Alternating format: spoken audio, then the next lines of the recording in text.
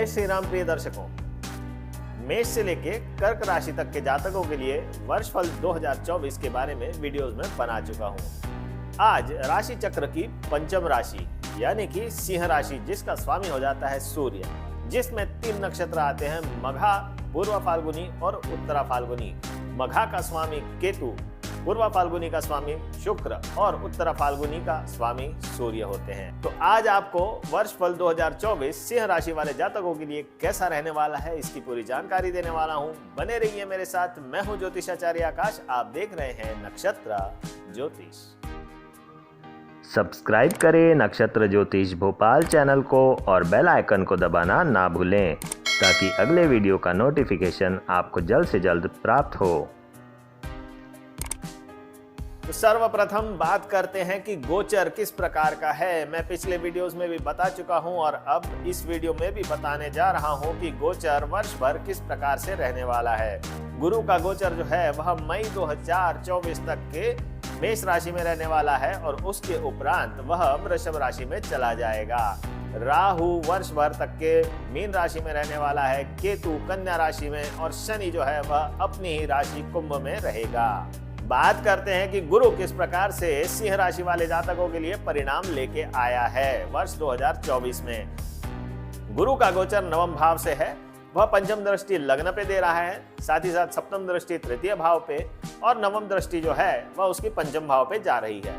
अब गुरु जो है वह सात्विक प्लेनेट है, संतान का कारक माना जाता है, साथ ही साथ विवाह का कारक भी माना जाता है, एक्सपांशन का कारक माना जाता है।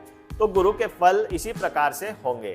साथ ही साथ नवम भाव आपकी धार्मिकता का भाव है और आपके पिता का भाव है। सिंह राशि में गुरु के पास पंचम भाव और अष्टम भाव के दोनों डिपार्टमेंट साथ में हैं।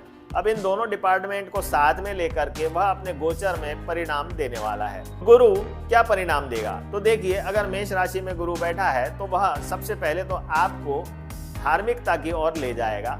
दूसरी बात, यह आपका कहीं ना कहीं स्थान परिवर्तन करवाने की क्षमता रखता है, क्योंकि नवम भाव जो है वह यात्राओं का भाव है।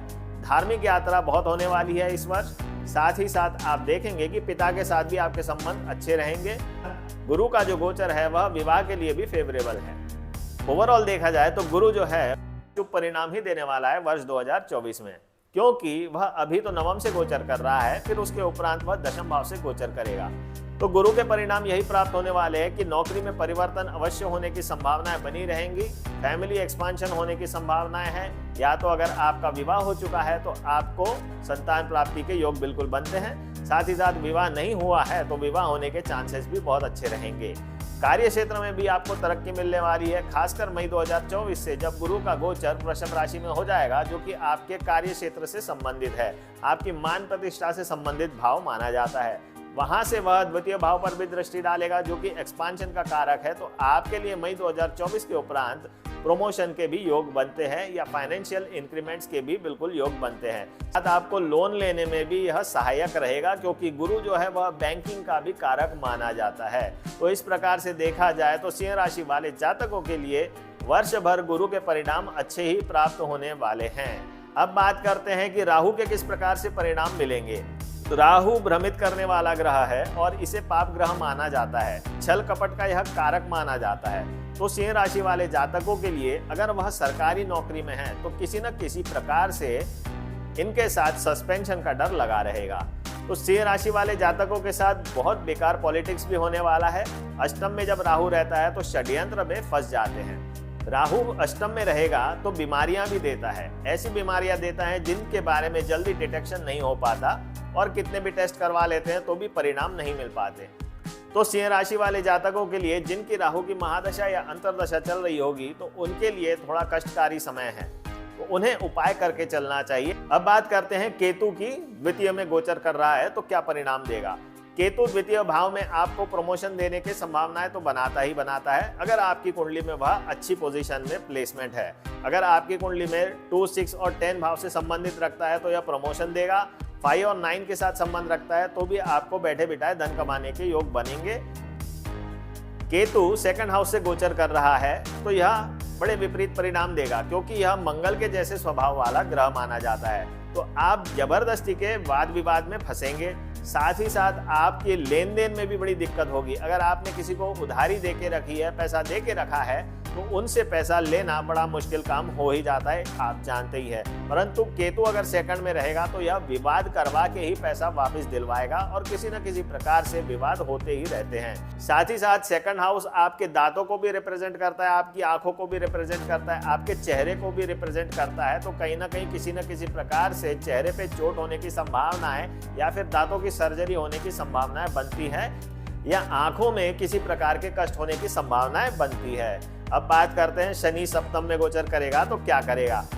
हम सिंह राशि की बात करें तो शनि जो है वह सप्तम भाव का स्वामी हो जाता है। तो शनि वैसे ही सप्तम का लॉर्ड होकर के सप्तम से गोचर करे तो जिन जातकों की विवाह योग्य आयु हो चुकी है सिंह राशि वाले जातकों की, तो उनके लिए संभावनाएं तो यह बढ़ा देगा। परंतु क्योंकि शनि डिले का कारक है तो डिले ही करेगा या किसी न किसी प्रकार से रुकावटें ही पैदा करेगा। उसके उपरांत अंत में यह विवाद देता है, क्योंकि शनि के बारे में कहा जाता है कि वह कोई से भी परिणाम बिल्कुल शीघ्र नहीं देते, वह मंदगति ग्रह है तो आखिरी में जाके परिणाम देता है, भले ही वह परिणाम शुभ होता है। जैसे कि मान लिया जाए किसी जातक का विवाह बहुत लेट हुआ, भले ही 33 की एज में हुआ या 34 की एज में हुआ, शनि की दशा चल रही है, बहुत लेट होता है विवाह, परंतु उसको वाइफ अच्छी मिलती है और जीवन पर्यंत वह उसका साथ निभाने वाली होती है, तो शनि के परिणाम शुभ ही मिलेंगे, अशुभ नहीं मिलेंगे। साथ ही साथ शनि जो है वह छठे भाव का भी लॉर्ड है, यानी कि आपको नौकरी या फिर व्यवसाय में भी वह लाभ देने वाला प्लेनेट माना जाएगा। तो सिंह राशि वाले जातकों को अगर किसी प्रकार से नौकरी में रुकावट आ रही है या फिर उनके व्यवसाय में रुकावट आ रही है तो उन्हें शनि के उपाय कर लेने चाहिए। अब बात करते हैं सिंह राशि वाले जातकों के लिए स्वास्थ्य के दृष्टिकोण से वर्ष 2024 किस प्रकार से रहने वाला है। तो गुरु का गोचर तो वैसे ही लग्न पे दृष्टि डाल ही रहा है, तो गुरु वैसे ही सपोर्ट कर रहा है, परंतु सिंह राशि वाले जातकों के लिए यह अष्टम भाव का स्वामी भी हो जाता है। तो गुरु अगर किसी प्रकार से विपरीत परिणाम देता है तो वह आपको मोटापा देता है, साथ ही साथ कोलेस्ट्रॉल की प्रॉब्लम बढ़ा देता है। तो इन बातों का ही ध्यान रखना है, अन्यथा कोई बड़ा विशेष प्रॉब्लम नहीं दिख रहा है। परंतु बात करें तो राहु जो है वह अष्टम में है। अब राहु अष्टम में होता है तो भाई पाइल्स दे सकता है, यूरिनरी ट्रैक्ट इन्फेक्शन दे सकता है, किसी प्रकार के हेल्थ रिलेटेड ऐसे प्रॉब्लम्स देता है जिनका जल्दी डिटेक्शन नहीं होता है और जिनका जल्दी इलाज भी नहीं हो पाता। तो राहु के लिए आपको उपाय करने पड़ेंगे और उसका सबसे बढ़िया उपाय है कि किसी भी पेड़ के नीचे या किसी भी वृक्ष के नीचे आपको मिश्री डालना है या बताशे डालने हैं। आपकी कुंडली में राहु किस राशि में बैठा है, उस राशि स्वामी के जो दिन होते हैं उस दिन आप यह उपाय कर लें। साथ ही साथ दुर्गा सप्तशती का पाठ कर लेंगे तो वह भी बहुत अच्छा रहेगा। और एक और बढ़िया उपाय है कि दुर्गा चालीसा का आप पाठ करें। तो यह जो उपाय रहते हैं यह राहु के लिए बहुत उत्तम रहते हैं। साथ ही साथ आप एक और उपाय कर सकते हैं कि सफेद चंदन का तिलक करें। रोज अगर आप सफेद चंदन का तिलक करते हैं तो यह भी राहु के उपायों में माना जाता है और बहुत अच्छा उपाय माना जाता है। इससे आपकी जो बुद्धि होती है वह भ्रमित नहीं होती, क्योंकि राहु आपको भ्रमित ही करता है। तो चंदन का तिलक आप लगाएं, खासकर सफेद चंदन का तिलक, तो यह बहुत बढ़िया उपाय माना जाता है राहु के लिए। तो इन उपायों का आप उपयोग करके देखेंगे तो आपके लिए कहीं ना कहीं जो वर्ष है वह अच्छा ही चला जाएगा। केतु द्वितीय भाव में गोचर कर रहा है तो आपको अपनी आंखों का ध्यान देना चाहिए। आपको दांतों से रिलेटेड तकलीफ हो सकती है और दांतों से रिलेटेड सर्जरी भी होने की संभावनाएं बन सकती है। तो सिंह राशि वाले जातकों को इतना ध्यान अवश्य रखना है और घर परिवार में किसी प्रकार का विवाद ना हो, इसका भी आप ध्यान रखें। शनि सप्तम में गोचर करेगा तो सप्तम से यह तृतीय दृष्टि नवम भाव पे डालेगा और साथ ही साथ दशम दृष्टि आपके चतुर्थ भाव पे डालेगा। तो शनि जो है वह किसी न किसी प्रकार से आपको रोग तो देगा ही देगा। अब नवम भाव जो है वह आपकी जंघाओं का माना जाता है, लग्न आपका सर का माना जाता है, तो सर में दर्द होने की संभावना यह बनाता ही है। साथ चतुर्थ भाव पे भी दृष्टि जाएगी तो चतुर्थ भाव आपके माता का भी हो जाता है, आपकी भूमि का हो जाता है, वाहन का हो जाता है, आपकी चेस्ट का हो जाता है। तो आपको थोड़ा अपने हार्ट का ध्यान रखना चाहिए और वाहन वगैरह थोड़ा अच्छे से चलाना चाहिए ताकि आपको प्रॉब्लम्स ना हो, क्योंकि शनि की जो दृष्टि जाती है वह हानिकारक दृष्टि होती है, तो कहीं ना कहीं निगेटिव प्रभाव होता ही है। तो शनि की लग्न पे भी जब दृष्टि जाएगी तो वह आपके मन में नकारात्मक विचार भी देगा। तो शनि के भी उपाय करके चले, और शनि का सबसे बढ़िया उपाय है शनि स्तोत्र का पाठ करना या शनि यंत्र के सामने ओम शम शनिश्चराय नमः इस मंत्र का जप करना। शनि यंत्र पंचधातु का बना हो और उसके अक्षर उभरे हुए हो तो वह बहुत ज्यादा फलदायी होता है। अब बात करते हैं सिंह राशि वाले जातकों के लिए वर्ष 2024 में आर्थिक स्थिति कैसी रहेगी। आर्थिक स्थिति जो भी रहती है उसके परिणाम को देखने के लिए हमें 2, 6 और 10 भाव को देखना पड़ता है, उनका एनालिसिस करना पड़ता है। तो द्वितीय भाव में केतु बैठा ही हुआ है, वह कहीं ना कहीं कुछ विपरीत परिणाम देगा ही देगा। परंतु हम देखते हैं राहु जो है वह भी अष्टम भाव में चला गया है। गुरु का गोचर मई 2024 से थोड़ा बढ़िया रहेगा जब वह दशम भाव में गोचर करेगा। तो आर्थिक दृष्टिकोण से अभी का जो समय चल रहा है वह बहुत अच्छा नहीं कहा जा सकता मई 2024 तक, परंतु उसके उपरांत जब गुरु वृषभ राशि में चला जाएगा वो दशम भाव को एक्टिवेट करेगा, साथ ही साथ द्वितीय भाव और छठे भाव को भी एक्टिवेट करेगा। तो मई 2024 के उपरांत खासकर से जिन जातकों की सिंह राशि वाले जातकों की गुरु महादशा या अंतरदशा चलेगी तो उनके लिए शुभ परिणाम प्राप्त होने की पूरी संभावनाएं बनती है। साथ ही साथ नौकरी में तरक्की और कहीं ना कहीं इंक्रीमेंट्स होने की बिल्कुल संभावनाएं बनती है। और अगर वह बैंकिंग की एग्जाम दे रहे हैं या सीए की एग्जाम दे रहे हैं तो उन्हें सफलता मिलने के भी चांसेस बढ़ जाएंगे। राहु के बारे में बात करें तो राहु अष्टम में गोचर कर ही रहा है, तो यह आर्थिक स्थिति के लिए तो कुछ अच्छा रिजल्ट देने वाला नहीं है। कहीं ना कहीं से लॉसेस दिखाता है, कहीं ना कहीं से आपके जबरदस्ती आपको फाइन भरना पड़ सकता है। इन सब चीज़ों का आपको ध्यान रखना चाहिए, क्योंकि राहु जब पैसा डुबाएगा तो वह अच्छे मार्ग से नहीं डुबाएगा, आपको किसी प्रकार की लत लग जाएगी और उसमें आपका पैसा डूबेगा। तो ध्यान रहे, जिनकी राहु की महादशा अंतरदशा चल रही है और जिनकी सिंह राशि है वह इन सब प्रभावों से बचने के लिए राहु का उपाय करें। केतु द्वितीय भाव में बैठा ही है, तो केतु एक पाप ग्रह माना जाता है, मंगल के जैसे परिणाम देता है। तो आपके लेन देन में बिल्कुल दिक्कत आएगी, तो आप इस बात का ध्यान रखें। केतु के लिए बड़ा सिंपल उपाय है कि कुत्तों को बिस्किट खिलाना चाहिए। अब केतु जिस राशि में आपकी कुंडली में बैठा होगा उस राशि स्वामी का जो दिन होता है उस दिन आप ये उपाय करेंगे तो आपको अच्छे परिणाम मिलेंगे। साथ ही साथ केतु के लिए सबसे बेस्ट उपाय है कि केतु यंत्र की आपको स्थापना करनी चाहिए। केतु यंत्र जो है वह अश्विनी, मघा और मूल नक्षत्र में बना हुआ होना चाहिए। साथ ही साथ जो नंबर्स होते हैं वह हिंदी में होने चाहिए और नंबर जो रहते हैं वह उभरे हुए होने चाहिए, तभी वह यंत्र जो है वह काम करेगा। और साथ में आपको ओम केम केतुवे नमः इस मंत्र का जप करना चाहिए। यह सात्विक मंत्र है।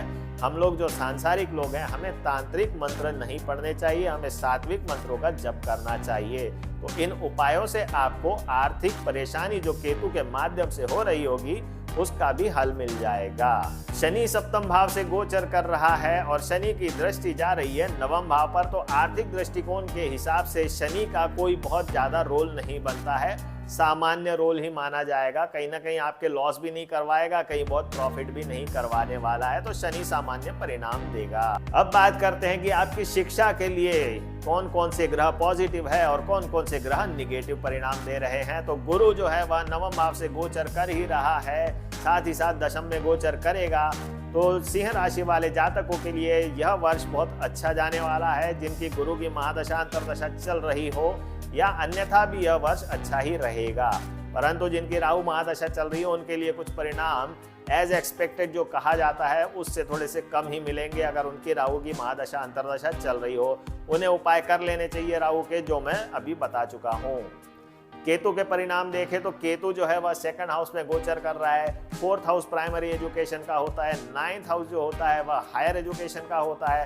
तो नाइन्थ हाउस से वह छठे भाव में गोचर कर रहा है, तो वेल एंड गुड ही देखा जाएगा। जो जातक जिनकी केतु की महादशा अंतरदशा चल रही है और वह सिंह राशि के हैं तो उन्हें केतु के उपाय कर लेने चाहिए। साथ ही साथ शिक्षा के लिए भी यह समय थोड़ा सा ठीक ठाक ही रहेगा, सामान्य ही रहेगा, बहुत अच्छा नहीं कह सकते परंतु ओके ही माना जाएगा, कठिन नहीं कह सकते हैं। अब देखते हैं कि शनि के किस प्रकार से परिणाम प्राप्त होंगे। तो शनि भी 7th हाउस में गोचर कर रहा है, तो 9th हाउस के ऊपर दृष्टि डाल ही रहा है, साथ ही साथ 4th हाउस पे भी दृष्टि डाल रहा है। तो शनि वैसे ही रुकावट का कारक माना जाता है, हर चीजें डिले होती हैं। तो जिन जातकों की शनि महादशा अंतरदशा चल रही होगी तो पढ़ाई वह अच्छे से नहीं कर पाएंगे, कुछ ना कुछ रुकावटें आती रहेंगी। तो शनि क्या करता है, लेट करता है, परंतु जो करता है अच्छा करता है, इस बात को आप ध्यान रखें। तो शनि की जिनकी महादशा अंतरदशा चल रही है उनके लिए भी शिक्षा के लिए कोई हानिकारक समय नहीं है, केवल उन्हें मेहनत ज्यादा करनी पड़ेगी क्योंकि शनि मेहनत करवाता है। अब बात करते हैं कि यह ग्रह गोचर आपके कैरियर के लिए कैसा रहने वाला है।